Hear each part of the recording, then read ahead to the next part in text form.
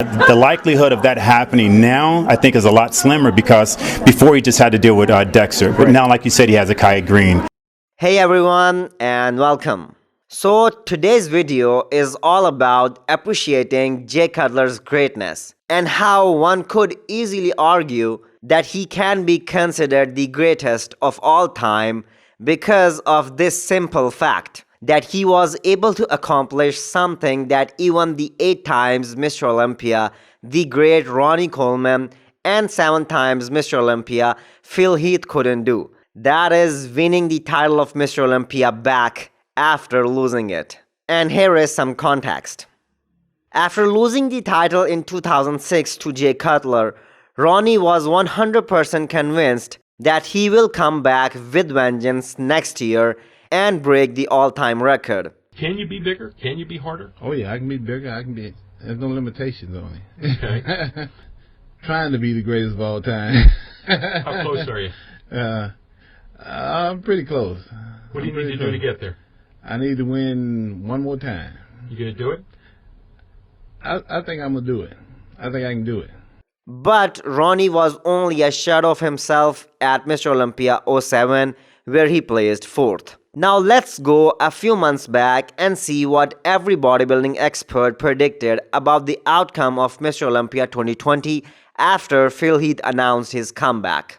I'm speaking for Phil right now because if it's a two-man show like everybody says, Phil and Brandon, then Phil is not worried. Phil is laughing at this point right now, simply because we know the difference of physiques and the difference of quality of muscle, the difference from top to bottom. Almost all the experts were dead sure that the absence of Sean Roden, Rolly Winkler, and the inconsistent track record of Big Ramy will greatly favor Phil Heath, and the chances are that Phil will tie the record of Ronnie and Lee Haney. You think it's any stretch to say that Phil's going to come back and get number 8 this year?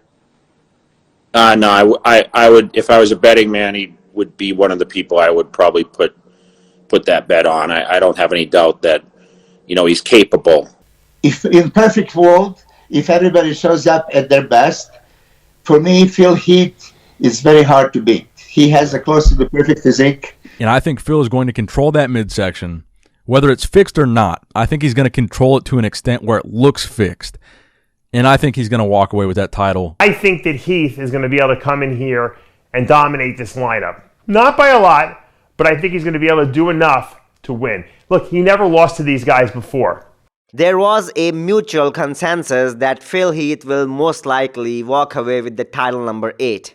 And we all know the outcome of Olympia 2020. Phil Heath got 3rd place, which many believed was just a gift for him for being 7 times Mr. Olympia, and Hadi Choopan deserved that 3rd place.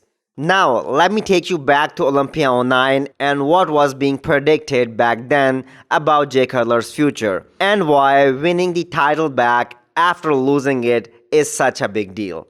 Me personally, it would be great for him to win. Again, I'm sure he would love that. But in all honesty, the guys that he's going against, the field is so much more heavier with guys who have just as much muscle as him, but better condition and possibly can display themselves better. So the likelihood of that happening now, I think, is a lot slimmer because before he just had to deal with Dexter. But now, like you said, he has Akai Green. I would definitely put money on a new champion. I don't know who it's going to be. Okay. My best guess is it's going to be Kai or Phil Heath. Kai or Phil Heath, which I'm going to go with you on that, Flex. I would say it would be Dexter or Phil Heath. The odds were totally against Jay Cutler. He even stated in an interview that some magazines treated him like trash. After Olympia 08, they predicted that his career was over. During his prep for Olympia 09, he stated at multiple occasions that he is gonna win back the title no matter what. I'm looking for the best result, and that's a win. I want to win back the title, so. And we all know as soon as Jay Cutler took the stage, the bodybuilding world knew that they were about to witness something historic.